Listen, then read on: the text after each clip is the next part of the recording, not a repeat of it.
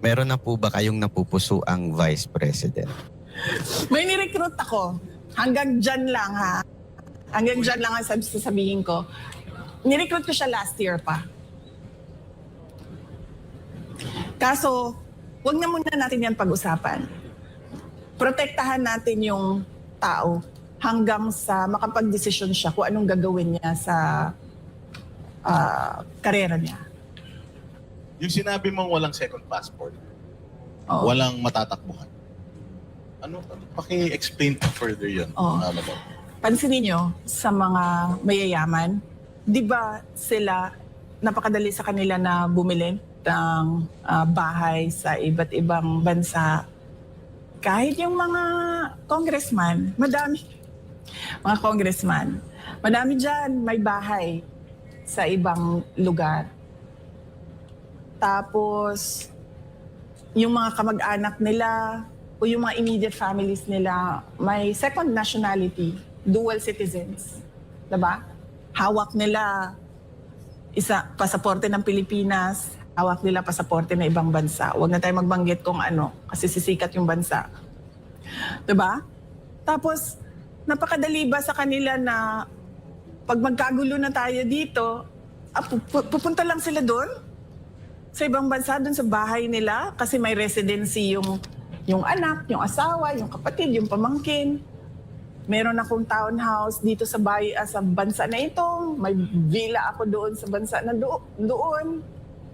Napakadali para sa mga politiko, mga may kapangyarihan, mga mayayaman, na ganun yung gawin nila. Pero paano tayo? Paano tayo na wala tayong ibang option, wala tayong ibang choice, kundi manirahan dito sa Pilipinas? Wala tayong dual citizenship. Wala tayong isang malakas na passport na gagamitin natin. Lalayas lang ako dito pag nagkagulo na itong bansa na ito. Meron naman akong fallback doon. Paano yung mga ganyan? Ang dami nun. Ang dami natin. Ang dami natin na ganun yung buhay natin na parang nakaangkla tayo dito sa Pilipinas. At hindi tayo susuko dito sa Pilipinas kahit man magkagulo na. So paano tayo? Diba? Dapat bigyan natin ng pag-asa yung mga walang ibang option kundi ang manirahan sa Pilipinas.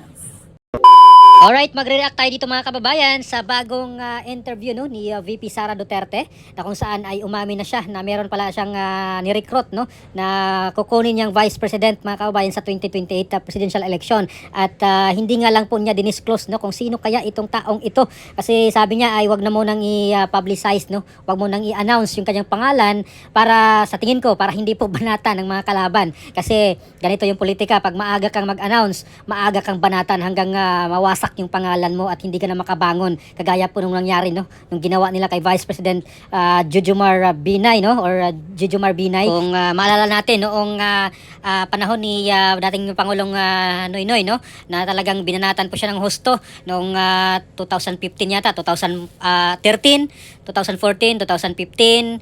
Ayan yung mga taon na yan na mainit nilang pinagwawasak ang pangalan ni dating Vice President Binay. Maging si Manny Villar noong 2010, bago yung 2010 presidential election ay number 1 siya sa survey, pero talagang trinabaho rin po si Manny Villar, kaya talagang hindi sinuwerte na hindi na po nakabangon, hindi na po nabalik yung pangalan niya, hindi na ayos, dahil talaga sa politika ganito yung laro mga kababayan. The more na or the earlier na mag-announce ka, the more na pagtutulungan ka ng mga kalaban sa politika hanggang mawasak ka, hindi ka na makatayo, malugmo ka doon sa putika, at yun yung realidad, Pero dito sa case ni VP Sara mga kababayan, na kung saan ngayon inamin niya na hindi siya natatakot, kasi imagine 2023 pa lang, 2024, 2025, binanatan na siya. Wala na po siyang kinakatakutan dahil talagang ginawa na nila ang lahat, pinagtutulungan na sila or pinagtutulungan na siya gamit ang mga resources ng gobyerno, ay wala naman, hindi naman tila umipikto sa taong bayan, na hindi naman po talaga nasira ng tuluyan ang pangalan ni VP Sara. Naapektuhan, oo, pero nakabangon, at mas marami pang naniwala pa naman kay VP Sara, mga kababayan. Kitang-kita naman natin yan sa mga survey dito po sa ginagawang mga survey, no? Hindi lang po sa online survey, pati rin din dito sa mga survey firm, ay nakikita natin na talagang mataas pa or mas mataas yung mga trust rating, satisfactory rating at approval rating, no? Kung kumpara natin itong ratings ni PBBM at ni VP Sara, di hamak na mataas yung kay VP Sara, no? Kay PBBM talaga ay umabot sa negative yung kanyang rating, mga kababayan. At meron nga pong survey ang Tangerine na ginawa noong February 19 at 20 na kung saan yung question nila doon yung mga presidential, no, sa 2028. At nangunguna po si VP Sara na nakakuha po ng 43% kung hindi ako nagkakamali, no? At yung last doon ay si Risa Hontiveros na meron lamang 3%, mga kababayan. Sumunod dito si Vice President or dating Vice President Leni Robredo na meron pong 27% yata yun, mga kababayan, at si Rapi Tulfo na merong 15%. So yan pa lang, mga kababayan, no, makikita natin na talagang may mga nagtiwala pa kay Vice President Sara Duterte, taliwas doon sa kanilang mga propaganda or kahit doon sa kanilang mga propaganda na talagang si VP Sara daw ay naglustay, baliw, siraulo, mga ganun yung mga birada nila. At ngayon mayroon pang nag-uugnay sa AJK, no? Kasi hindi tumalab yung confidential funds, parang hindi na kumagat, hindi na effective. Kaya may mga shift na or may mga bagong banad sila sa AJK na naman. So di ko alam after dito ano na naman kaya ang kanilang ibabato, no? Kasi habang papalapit yung eleksyon sa 2028 ay malamang hindi po mauubusan ng mga issue yan, mga kalaban nila. Hindi sila titigil yan, mga kababayan, no, for sure, hanggat hindi nila mapabagsak si VP Sara Duterte at sila yung mananaig. So ito po yung ating tandaan na itong pagtakbo ni VP Sara ay talagang aayusin niya itong bansang Pilipinas. Kaya sinabi niya, kawawa ang mga Pilipino na wala mga passport na ibang or ibang hawak na passport, no? Walang bahay doon sa ibang bansa, unlike dito sa mga congressman natin or sa mga politiko na hindi lang tagi-isang bahay, no? Maraming bahay sa ibang bansa, mga kababayan. May mga properties sa ibang bansa at may mga passport yan na hawak na ibang bansa, no? Kagaya po nung kay Saldico na may ibang passport siyang gamit at may mga kabahayan sila doon. Makikita natin yung mga congressman panay biyahe sa ibang bansa kasi may mga bahay po yan sila doon, nakakabili na sila or nakabili na sila ng mga properties doon kasi in case kung makagulo na sa Pilipinas ay talagang ang bilis silang lumayas dito, mga kababayan. Kawawa po tayo, mga Pilipino, na wala man tayong kapangyarihan, wala tayong pera na pambili ng bahay doon sa ibang bansa. So ito yung sinasabi ni VP Sara, which is I agree, mga kababayan, kawawa talaga tayo.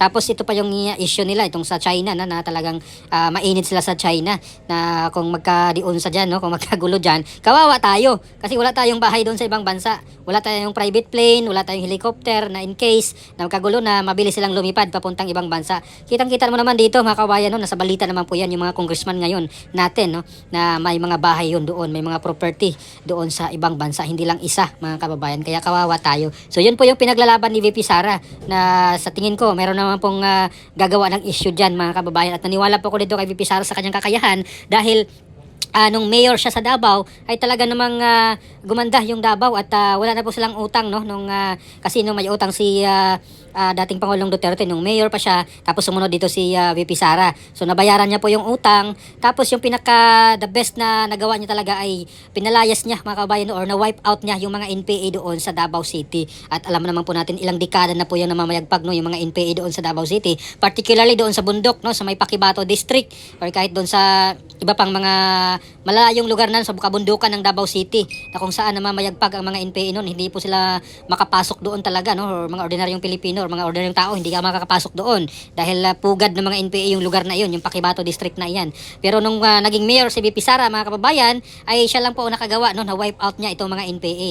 Kaya sa tingin ko ngayong 2028 kung siya yung maupo ay malamang ma-wipe out niya lahat ng mga NPA dito sa Pilipinas kasi muntikan na pong maubos sila nung panahon ni Pangulong Duterte Pero ngayon lumakas ulit itong mga NPA, mga kababayan. Kaya sa tingin ko dito, no, itong mga NPA, mga dilawan, mga loyalista, ay magtulong-tulong yan, mga kababayan, na sirain si VP Sara kasi takot silang maupo ulit itong si VP Sara kasi mawa-wipe out sila kapag si VP Sara na ang makaupong presidente ng Pilipinas. So ano po masasabi nyo dito, mga kababayan, sa sinabi ni VP Sara, no? Meron na pala siyang napiling Vice President pero ayaw nyo pang banggitin sa publiko, no? Baka masira pa ang pangalan, mga kababayan. Yun po yung isa sa mga dahilan yan, at sure ako dyan kasi yun po yung laro ng politika, no? Talagang gigibain nila yung kalaban, no? Hanggang hindi na makabangon at sila yung mamamaya pumayag pag sa huli. Kaya yun po yung isa sa mga kinonsider. Malalaman natin yan mga kababayan next year or kaya early bago matapos ang 2026 baka i-announce ni VP Sara yung kanyang posibleng magiging Vice President, no?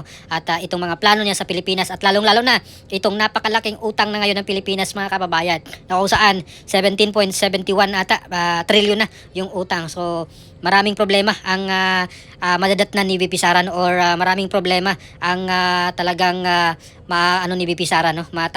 Masalubong sa 2028 pag magpalit na po ng administration. So ano po masabi nyo dito? Please comment down below. Maraming salamat. God bless po sa ating lahat.